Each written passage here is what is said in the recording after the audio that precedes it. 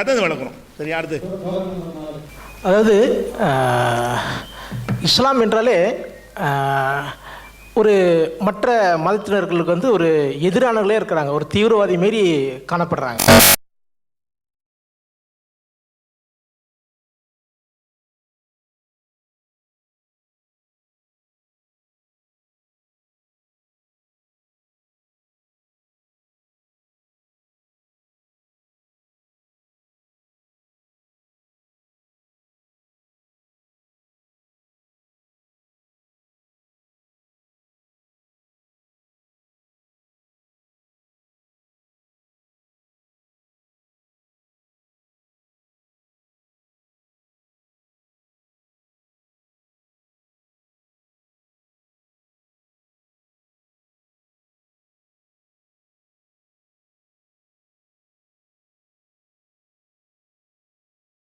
எண்ணங்கள் வருது. அந்த எண்ணங்கள் வராத பலவுக்கு நம்மளாம் ஒரு சகோதரர்கள் தான். அதாவது கடவுள் என்ற வந்து ஒரு நம்பிக்கை, அந்தந்த விருப்பம். இந்த இப்போ எத்தனையோ இருக்குது. நமக்கு வந்து இப்போ சூரியன் பிடிக்கும், சில சந்திரனை பிடிக்கும் அப்படின்றது. அதுமாரி அவங்க வந்து விருப்பத்தில் அவங்க கும்பிட்டுக்கலாம். இப்போ இஸ்லாம் ஒரு இனிய மார்க்கம் அப்படின்றாங்க. இப்போ அதை சொல்கிறாங்க ஜாதி மதம் இல்லை, அதனால் வந்து என்னுடைய முன்னோர்கள் வந்து அந்த மார்க்கத்தை வந்து ரொம்ப விரும்பி இது பண்ணியிருக்கிறாங்க, நாங்கள் அதை வந்து பின்தொடர்ந்து நாங்கள் வந்துட்டுருக்குறோம் அப்படின்னு சொல்கிறாங்க இல்லையா.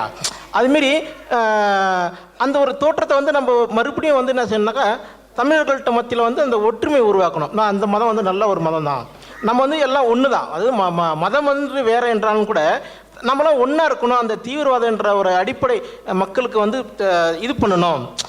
அதனால் வந்து நம்ம வந்து தமிழ் பேரை வந்து நம்ம வச்சா எப்படி இருக்கும் அப்படின்ற ஒரு ஆசை என்னோட ஆசை. அது நீங்கள் உங்களை போல பெரியவர்கள் சொன்னாக்கா அது வந்து சாத்தியமாகும். அதாவது முஸ்லீம்களை பொறுத்த வரைக்கும் அவங்களுடைய பெயர்கள் எடுத்து பார்த்தீங்கன்னா அது அரபு மொழி சொற்களாக நீங்கள் பேரை வைக்கிறீங்க. தமிழ்நாட்டில் பிறக்கிறவங்க தமிழில் பேர் வைக்க வேண்டியதானே, மராட்டியத்தில் பிறக்கிறவங்க மராட்டிய பாஷையில் பேர் வைக்க வேண்டியதானே, கேரளாவில் பிறக்கிறவங்க மலையாளத்தில் பேரை வச்சுக்கிற வேண்டியதானே, மற்றவங்களாம் வைக்கிற மாதிரி அப்படி வைக்க வேண்டியதானே, நீங்கள் மட்டும் அப்படி மாற்றுறீங்க என்கிற மாதிரி கேட்குறாங்க. முதல் விஷயம் என்னென்னு கேட்டால், இஸ்லாம் மார்க்கத்தில் குரானை பூரா புரட்டி பார்த்தாலும் சரி அரபு மொழியில் பேரை வைங்கன்னு குரானில் இல்லை. நபிகள் நாயகத்தினுடைய போதனை எடுத்து பார்த்தாலும் சரி நீங்கள் உங்களுடைய பெயர்களை அரபு மொழியில் வைத்துக் கொள்ளுங்கள் அப்படின்ட்டு குரான்லையும் இல்லை, நபிகள் நாயகம் சொல்லவும் இல்லை. இஸ்லாமிய சட்ட பிரகாரம் ஒருவருடைய பெயர் அரபியில் தான் இருக்க வேண்டும் என்று எந்த ஒரு இடத்திலையும் நேரடியாகவோ மறைமுகமாகவோ சொல்லப்படவே இல்லை. முதல் அடிப்படை இது. எங்கள் மார்க்கத்தில் அது சட்டம் இல்லை.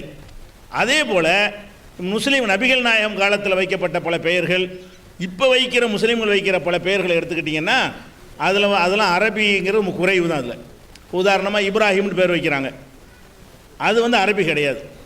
இஸ்மாயில்னு முஸ்லீம் பேர் வைக்கிறாங்க, அது அரபி கிடையாது. நபிகள் நாயகம் காலத்திற்கு முன்னாடி வாழ்ந்த நன்மக்களை பற்றி குரான் சொல்லுது. இப்ராஹிம்னு ஒருத்தர் இருந்தார் நல்ல மனுஷன், இஸ்மாயில் ஒருத்தர் இருந்தார்னு சொல்லு. அவங்க வந்து அரபி கிடையாது, அவங்க அந்த மொழி பேசக்கூடிய மக்களோட வாழ்ந்தவங்க. இப்ராஹிம் என்பவர் அவர் ஒரு பகுதிக்கு வாழ்ந்தார், அவர் ஒரு பகுதியில் என்ன மொழி இருந்துச்சோ அந்த மொழி அவர் பேசினார். இஸ்மாயில்ங்கிற சொல்லுக்கு அரபி அகராதியில் அர்த்தமே கிடையாது. பிற மொழியில் வாழ்ந்த நன்மக்களுடைய பெயர்களை நபிகள் நாயகமே தன்னுடைய மகனுக்கு நினைஞ்சாங்க, இப்ராஹிம்னு வச்சாங்க. இப்ராஹிம் அரபி சொல்லு இல்லை. அப்போ அரபியில் தான் பேர் வைக்கணுமாக இருந்தால் இந்த மாதிரியான இப்ராஹிம் இஸ்மாயில் இஸ்ஹாக்குலாம் பேர் வைக்க முடியாது. ஏன்னு கேட்டால் அது அரபு சொல்லு கிடையாது. அந்த பேரை முஸ்லீம்கள் வைக்க தான் செய்கிறாங்க.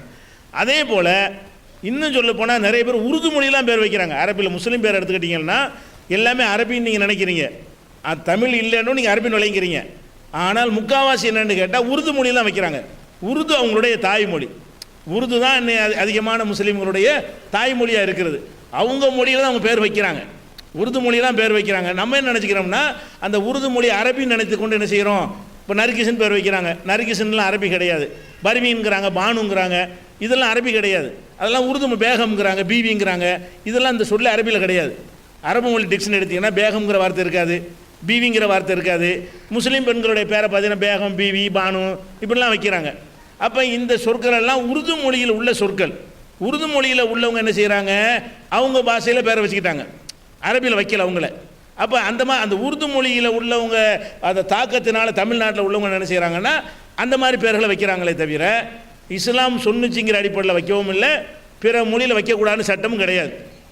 இன்னும் சொல்ல போனால் பேருக்கு ஒரே ஒரு சட்டம் தான் இருக்குது இஸ்லாத்தில்.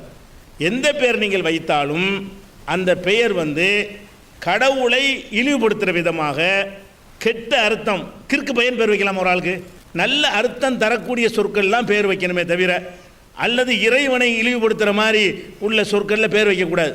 இதை தவிர்த்து விட்டு நீங்கள் எப்படி வேணாலும் பேர் வைத்துக்கொள்ளலாம், நல்ல பேர்களை வைத்துக்கொள்ளலாம். இதுதான் இஸ்லாமிய சட்டம். அதே நேரத்தில் என்னென்னு கேட்டால், தமிழ்நாட்டில் உள்ள சூழ்நிலையை மட்டும் நான் உங்களுக்கு சொல்கிறேன். தமிழகத்தை பாகிஸ்தானில் பேர் வைக்கிறாங்களே, அதில் 95% பேர் அரபி கிடையாது. பாகிஸ்தான் பனாசிர் புட்டோங்கிறாங்க, பனாசிர் அரபியா? பனாசிர் அரபி கிடையாது. அந்த நாட்டுக்கே பிரதமராக இருந்துச்சு, அது உருது, அவங்க தாய்மொழி. பெனாசிருங்கிறவங்க அந்த புட்டோன்னு துல்பிகார்னு பேர் வச்சாங்களா, அவங்களாம் அரபியா? அப்போ அந்த அந்த அந்த மொழியில் அவங்க பேரை வச்சுக்கிட்டாங்களே தவிர அரபு மொழியில் அவங்க பேர் வைக்கலை. இதை விளங்கிக்கிறணும். தமிழ்நாட்டை பொறுத்த வரைக்கும் தமிழில் இருக்கக்கூடிய நம்ம எங்கள் முன்னோர்கள் அவங்களாகவே என்ன செஞ்சாங்க, இந்த பேர்களை வந்து தமிழில் வராமல் பார்த்துக்கிட்டாங்க. எதனால் பார்த்தாங்கன்னு கேட்டால், தமிழ் மொழியில் உள்ள மக்கள்கிட்ட போய் ஒரு பேரை சொன்னோன்னே அது என்ன ஜாதின்னு கேட்பாங்க. ராமசாமினோ நீ செட்டியாரா கேட்டு தெரியாட்டி மண்டை வெடிச்சிடும். பேரை சொன்னவுடனே அதை வந்து நம்ம அவனோட தொடர்பு வைக்கணுமே, உறவு கொள்ளணுமே. இவன் எவனா இருப்பான், இவன் என்ன சாதிக்காரனாக இருப்பான் அப்படிங்கிற வகையில் கிருவி அரைஞ்சி, ஓ இவர் செட்டியாரா, அப்போ நம்ம அதுக்கு தகுந்த மாதிரி நடந்துக்கிடுவோம், இவர் ஐயர் அதுக்கு தகுந்த மாதிரி நடந்துக்கிடுவோம், இவர் நம்ம ஜாதியான்ற மாதிரி துருவக்கூடிய ஒரு தன்மை இருந்ததுனால இந்த ஜாதி வேணான்னு இஸ்லாத்துக்கு வந்தாங்கல்ல, அவங்க என்ன செஞ்சாங்கன்னா, நம்ம மறுபடியும் ராமசாமின்றவுன்னா போன ஐயரான்னு கேட்பாங்க, ராமசாமி செட்டியார முதலியாரன்னு கேட்பாங்க, மறுபடியும் பழையபடி யாவப்படுத்திட்டு இருப்பாங்க. நம்ம அப்துல் காரன் சொல்லிட்டு கேட்க மாட்டாங்க. அப்துல் காரனா நாடார் அப்துல் காதரா, செட்டியார் அப்துல் காதரா, தலித் அப்துல் காரன் கேட்பாங்களா? இதுக்காக வேண்டி எங்கள் மக்கள் அவங்களா செஞ்ச முடிவு. அவங்க அப்படி வச்சுருந்தாலும் தப்பு கிடையாது. அவங்களாம் என்ன செஞ்சாங்கன்னு கேட்டால், நம்ம எந்த ஜாதி வேணான்னு வந்துட்டோம், அடக்குமுறைகளுக்கு பயந்து நம்ம இஸ்லாத்துக்கு சேர்ந்தோம், மறுபடியும் போட்டு அந்த பேரை சொல்லிட்டு இருந்தோம்னு சொன்னால் திருப்பி திருப்பி கேட்பாங்க, நம்ம யாராக இருப்போம் குறைவாங்க, நம்மளுக்கு அதை யாவப்படுத்திகிட்டே இருப்பாங்க. இப்போ நாங்கள் எந்த ஜாதின்னு மறந்துட்டோம். இப்போ இஸ்லாத்துக்கு வந்திருக்காங்கல்ல, இப்போ இன்றைக்கி ஒருத்தர் இஸ்லாத்துக்கு வந்தால் அவருடைய ஜாதி அவருக்கு தெரியும். இன்றைக்கி ஒரு செட்டியார் முஸ்லீம் ஆனார்னு வைங்களேன், அவர் செட்டியார்லேருந்து வந்தார்னு தெரியும். 2 தலைமுறைக்கு முந்தி வந்து எந்த முஸ்லீம்கிட்ட கேளுங்க, நீங்கள் என்ன ஜாதியிலேருந்து வந்தீங்க தெரியாது. இப்போ எனக்கே தெரியாது. இப்போ நான் வந்து முஸ்லீமாக கண்டிப்பாக அரபு நாடு கிடையாது. 2-3 தலைமுறைக்கு முன்னாடி எங்கள் அப்பா மாட்ட வந்திருப்பாங்க, ஒரு 5 தலைமுறை வந்திருப்பாங்க, எப்போன்னு தெரியல. ஆனால் எந்த ஜாதியிலேருந்து வந்தாங்க எனக்கே தெரியல. ஏன் எனக்கே தெரியலை? அடிப்படையை மாற்றி விட்டோம். அது தொடர்ச்சி இருக்குமே, எல்லாம் என்ன செய்வாங்க, அதை அந்த ஜாதி ஒட்டிக்கிட்டே வரும். அது வேணாம், அந்த ஜாதி நம்ம எந்த ஜாதின்னு தெரியவே வேணாம். முஸ்லீம்கள் வந்து நாங்கள் எந்த ஜாதி என்று தெரியவே கூடாது. தெரியாட்டி தான் அது ஒதுக்க மாட்டான், தெரிஞ்சால் அது உள்ளுக்குள்ளே இருந்துகிட்டே இருக்கும். தெரியவே வேணாங்கிற காரணத்துக்காக வேண்டி தமிழ் கூறுகிற முஸ்லீம்கள் அவங்களாக எடுத்துக்கொண்டு இந்த பெயர்கள் தவிர்த்துருவோம். ஜாதியை கேட்குறாங்க, வேணாம் நம்ம ராமசாமின்னு அதை மாற்றிக்கிடுவோம், இப்ராஹிம் மாதிரி கேட்க மாட்டாங்க, முத்துசாமின்னு கேட்பாங்க. இது மாதிரியான ஒரு நோக்கத்திற்கு நாங்கள் செஞ்சுக்கிட்ட ஏற்பாடு மதத்தில் சொல்லப்படல. இப்போவும் வந்து செல்வன் ஒருத்தர் பேர் வைக்கிறாரு, முஸ்லீம் வச்சுக்கிறலாம், தப்பே கிடையாது. மார்க்கத்தில் தப்பு இல்லை, இறைவன்ட்ட குற்றம் கிடையாது. நல்லவர் கெட்டவர்னு இப்படி பேர் வைக்கிறோம்ல, அந்த மாதிரியான அடிப்படையில் எந்த சொல்ல வச்சு பேர் வைத்தாலும் இஸ்லாத்தில் தப்பே கிடையாது. ஆனால் அர்த்தம் தவறான அர்த்தமாக இருக்கக்கூடாது, அசிங்கமான அர்த்தமாக இருக்கக்கூடாது. அந்த பேர் ஒரு கண்ணியத்தை தரக்கூடிய ஒரு நல்ல புகழுக்குரிய ஒரு சொல்லாக இருக்க வேண்டும். இது மட்டும்தான் கண்டிஷன். நாங்களாக செஞ்சுக்கிட்டு ஒரு ஏற்பாடு தான்.